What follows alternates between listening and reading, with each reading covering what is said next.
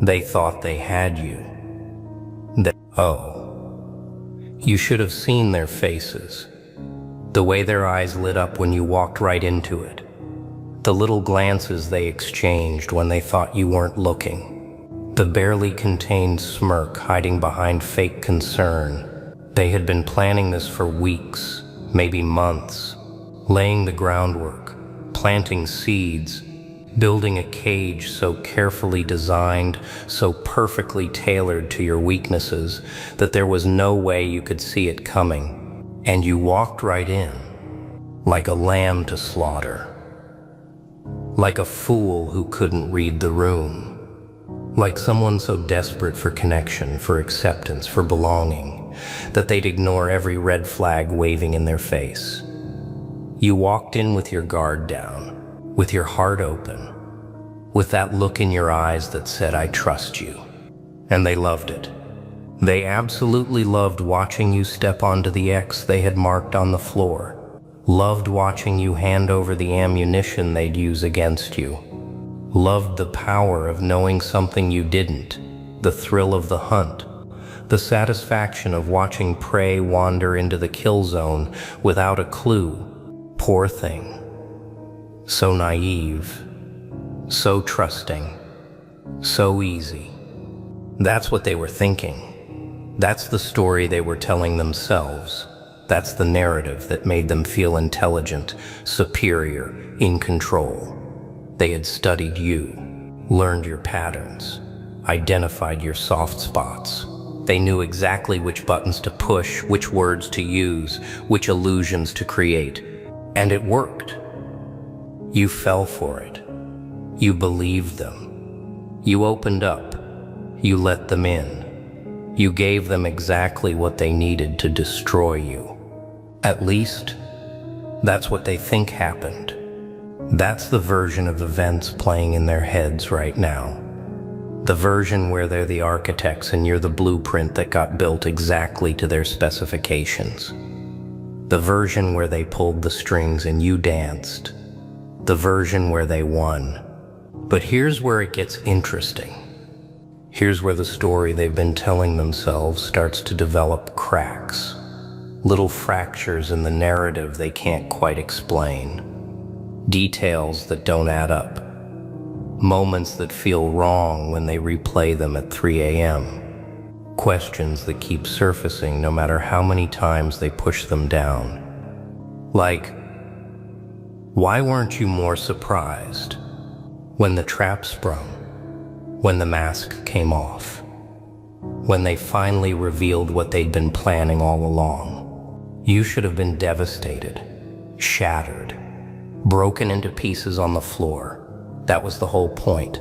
That was what all the planning was for. That moment of destruction, that look of betrayal in your eyes, but it never came. But you just looked at them, not with shock, not with hurt, not even with anger. You looked at them like someone watching a movie they've already seen, like someone reading a book they wrote themselves, like someone who knew the ending before the first chapter even started.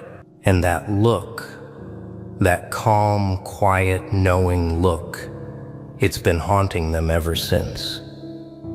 They tell themselves it was denial, shock, your brain protecting itself from the trauma.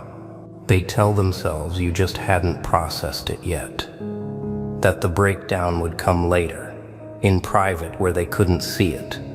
They tell themselves the trap worked exactly as planned. But deep down, in that place they don't visit often, they know something's wrong because predators know prey. They've hunted before. They've watched the moment of realization cross a victim's face. They know what fear looks like, what betrayal looks like, what the collapse of trust looks like. They've fed on it, they recognize it, and they didn't see it in you. They saw something else, something they can't name, something that made their victory feel hollow the moment they claimed it. something that flipped a switch in their gut from satisfaction to unease. Let me tell you what they missed. Let me tell you what was actually happening while they were celebrating their cleverness, while they were patting themselves on the back, while they were congratulating each other on a successful hunt. You were taking notes. Every lie they told, documented. Every manipulation tactic they used, cataloged. Every weakness they revealed while trying to exploit yours, filed away for future reference. Every mask they wore, photographed in your memory. Every crack in their performance, measured and mapped. They thought they were studying you, running experiments on your emotions, testing how far they could push, how much they could take, how completely they could control you. But you were running your own experiments.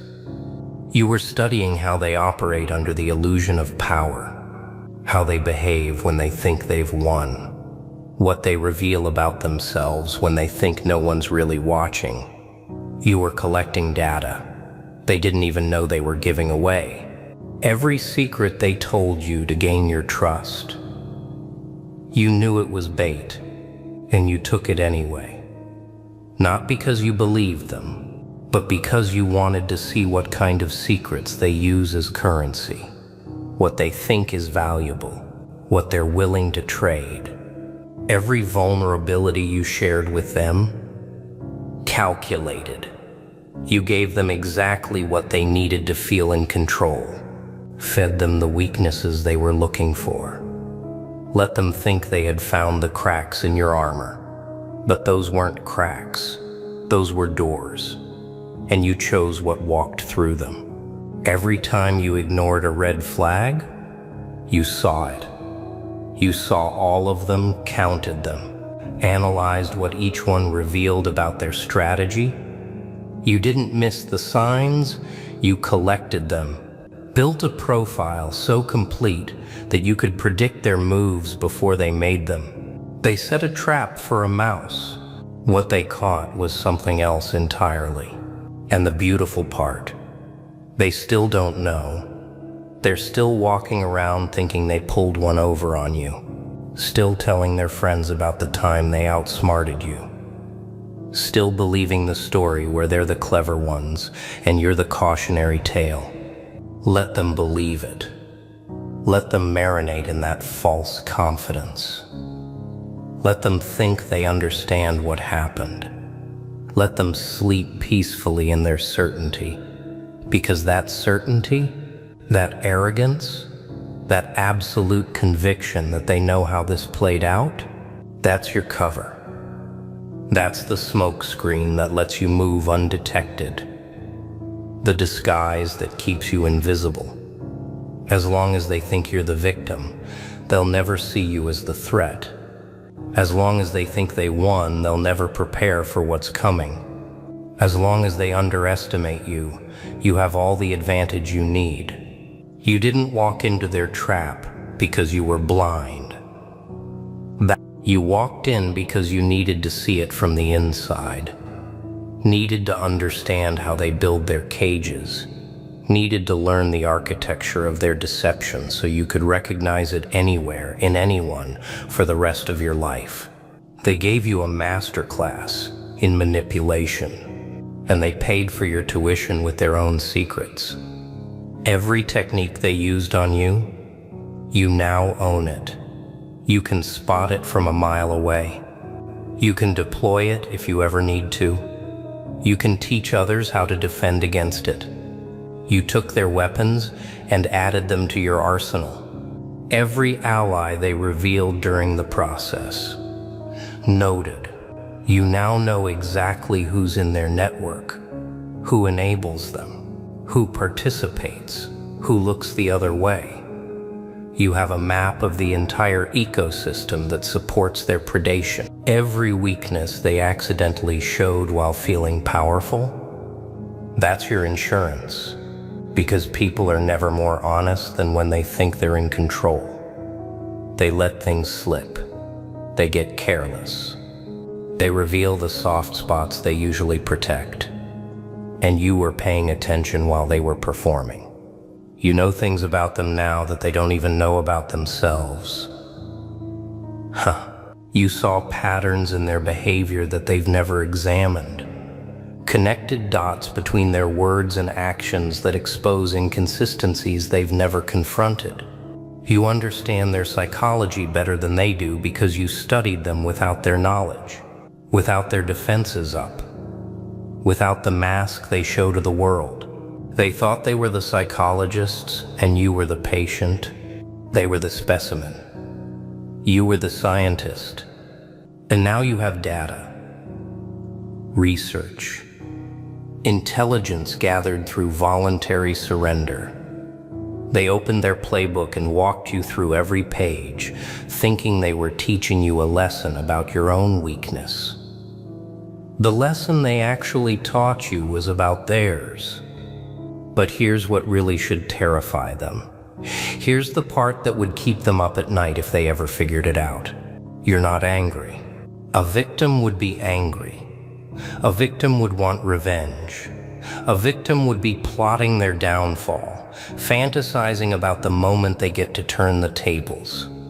A victim would be consumed by what happened, defined by it, driven by the need to make them pay. But you're not a victim. You're a student who completed a course.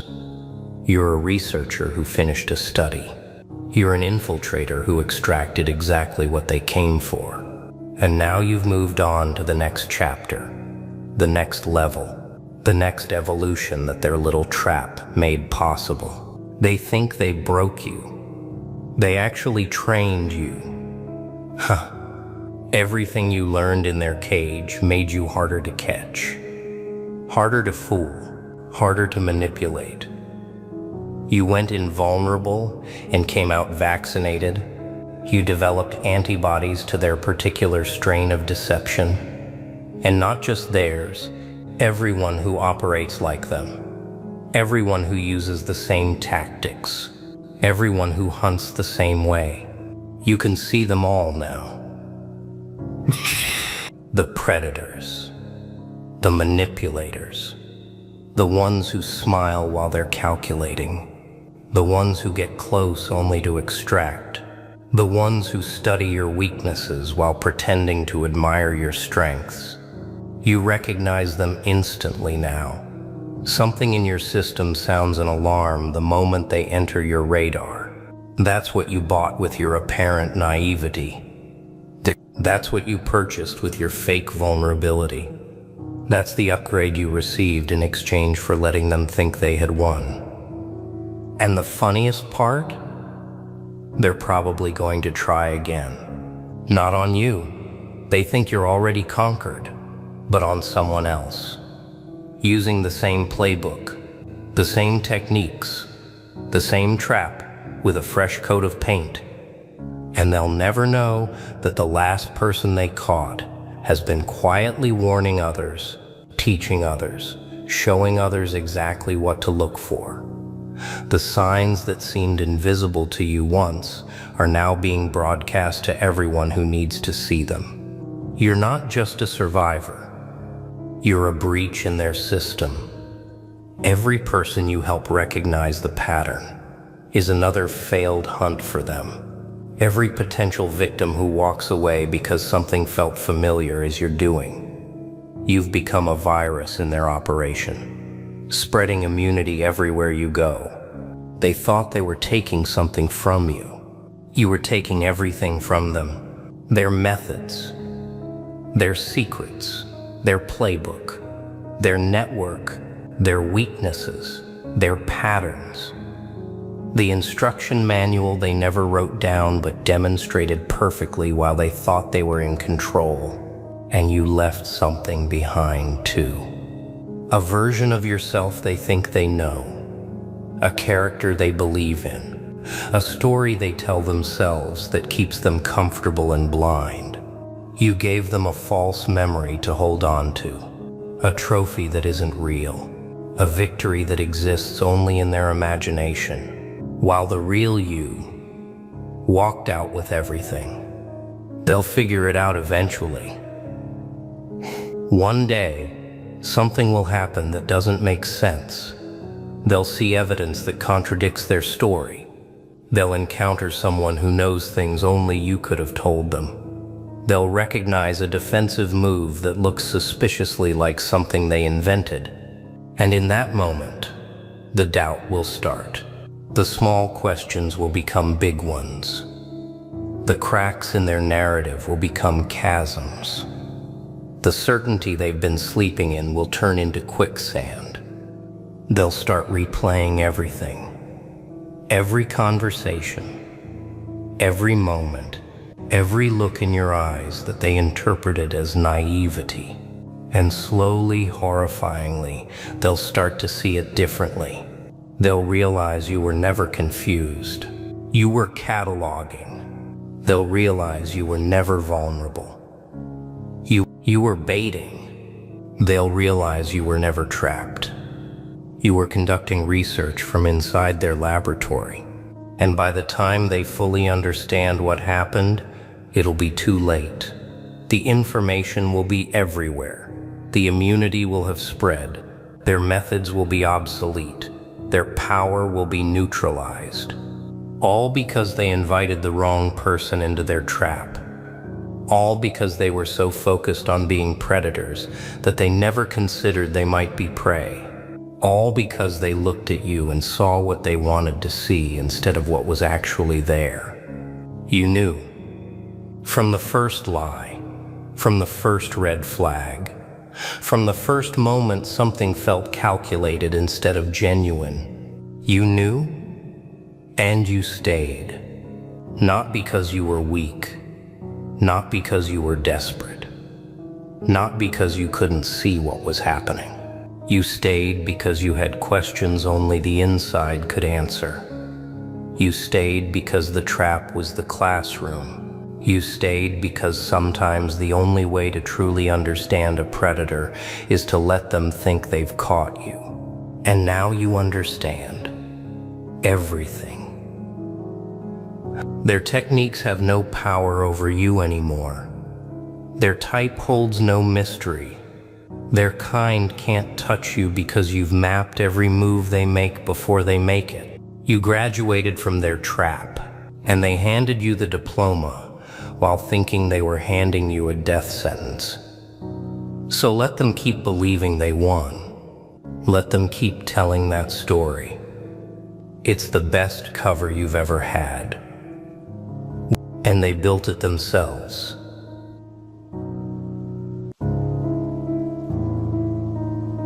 So, you finally felt it, that subtle pressure behind your eyes, that quiet weight in the room when nothing was happening, that sense that silence itself had started listening. Good. That means you're paying attention. For months, you lived your life like normal. At least, that's what it looked like from the outside. You woke up, you moved through the day, you spoke to people, you existed. But behind the ordinary surface, something else was unfolding, something unseen. Something patient, something watching. They didn't announce themselves. They never do. They didn't knock. They didn't warn you. They didn't interrupt. They just observed. From a distance, from the margins, from angles you weren't supposed to notice. They watched how you walked into rooms. They watched how long you paused before answering questions. They watched the patterns in your habits, the gaps in your routines, the moments when you thought no one was paying attention. And for a long time, you told yourself it was nothing. Coincidence, imagination, overthinking. That's always the first stage, because the system depends on disbelief. It survives on people dismissing their own awareness. It thrives when intuition is labeled paranoia and perception is treated like a flaw. But you didn't dismiss it forever. You noticed the repetition, the timing, the alignment, the same presence showing up in different forms, different faces asking the same kind of questions, different platforms echoing the same signals. You didn't panic. You didn't confront anyone. You didn't run. You observed back. And that's where everything changed. Because the moment you stopped reacting and started watching, the balance shifted quietly, irreversibly. They thought they were studying a subject. What they didn't realize was that the subject was awake, not alarmed, not defensive, awake. You let them watch. That part matters. You didn't try to disappear. You didn't scramble to erase yourself. You didn't perform innocence or guilt. You stayed consistent. And consistency is terrifying to a system built on control. Every move you made was clean. Every decision aligned. Every day looked ordinary. And that made it worse for them. Because there was nothing to grab onto. No fracture. No contradiction. No pressure point. They expected tension, they found calm, they expected concealment, they found transparency, they expected fear, and instead, they found presence. So they kept watching. Weeks passed, then months, and slowly, almost imperceptibly, the observation changed tone. At first it was distant, clinical, procedural. Later it became curious. Why isn't this one changing? Why isn't this one adjusting behavior? Why isn't this one folding under awareness? Most people do. Most people shrink when they feel eyes on them. They self-edit. They filter. They distort themselves to fit expectations they can't even see. But you didn't. You became more precise, more deliberate, more yourself. And that confused them.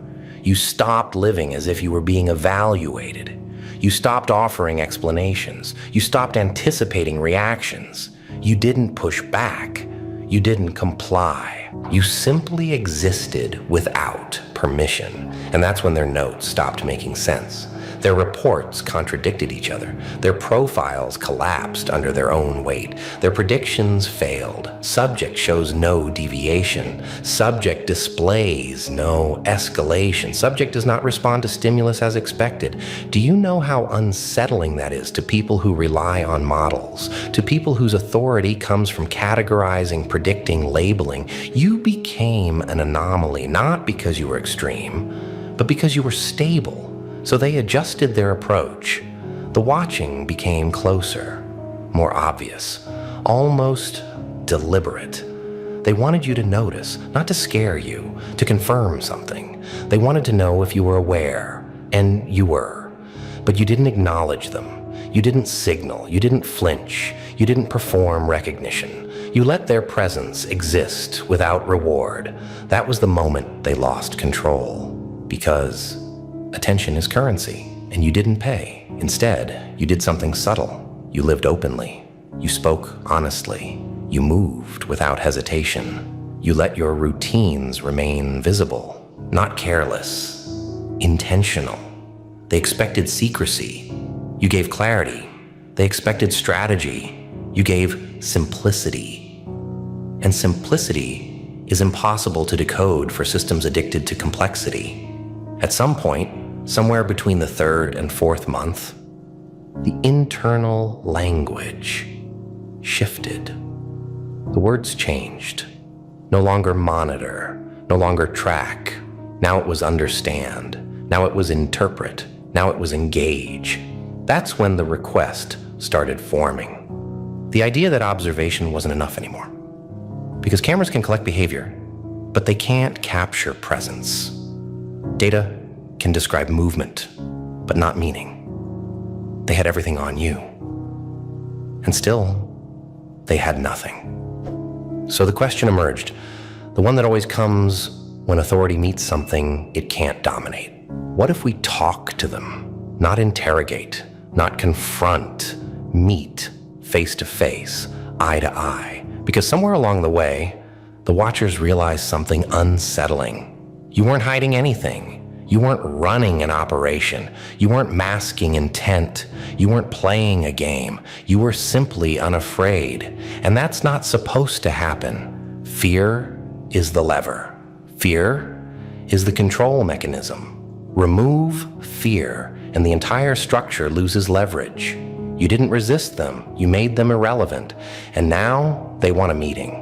Not because they've discovered something, but because they haven't. Think about that. Months of surveillance, endless observation, resources spent, and no conclusion, no threat, no crime, no deviation. Just a person who exists without shrinking. So what do? They escalate. They bring it into a room. Because proximity creates pressure, or at least it's supposed to. They imagine a sterile environment, controlled lighting, neutral tones, authority seated across from you. They imagine questions designed to guide, trap, extract. They imagine regaining narrative control. What they don't realize is that the meeting isn't for you. It's for them. Because by watching you, they expose themselves, their methods, their assumptions, their limits. They revealed how the system thinks, what it fears, what it doesn't understand, what it cannot process. You learned everything by doing nothing. You saw the shape of the cage because they kept walking around it, and now they have to step inside your presence to reconcile what their screens couldn't. Here's the part that unsettles them the most. You weren't trying to send a message. You weren't trying to prove a point. You weren't positioning yourself as anything. You just refused to perform. And that refusal spread, not outward, but inward. The people watching you began to feel it. The quiet discomfort of observing someone who doesn't need approval. The subtle envy of someone who isn't negotiating their identity. The creeping question: why are we watching this person? What are we actually looking for? Some of them asked for reassignment. Some of them stopped writing detailed reports. Some of them started questioning the framework itself. You didn't disrupt the system. You infected it with doubt. And doubt is far more dangerous than resistance. Now, the meeting is necessary, not to control you, to stabilize them, because the system can tolerate rebellion. It can manage conflict. What it cannot tolerate is someone who simply steps outside its psychological gravity. They want to categorize you, give you a label, anything that makes you manageable, visionary, threat, outlier, case study. It doesn't matter which. Labels reduce uncertainty, but you don't fit, and that terrifies them. So when they sit across from you, understand this. They're not evaluating you. They're trying to understand themselves. They want to know how someone can exist without the fear they rely on. They want to know how you stayed intact while being watched. They want to know if this is teachable or if it's a flaw in their design. They'll come with folders. You'll come with stillness. They'll reference timelines. You'll reference nothing. They'll ask questions designed to anchor you. You'll respond without urgency, and every second you remain calm will unravel them further. Because calm is not neutral. Calm is dominant in a system built on anxiety. You don't need to prepare. Preparation implies vulnerability. You don't need a strategy.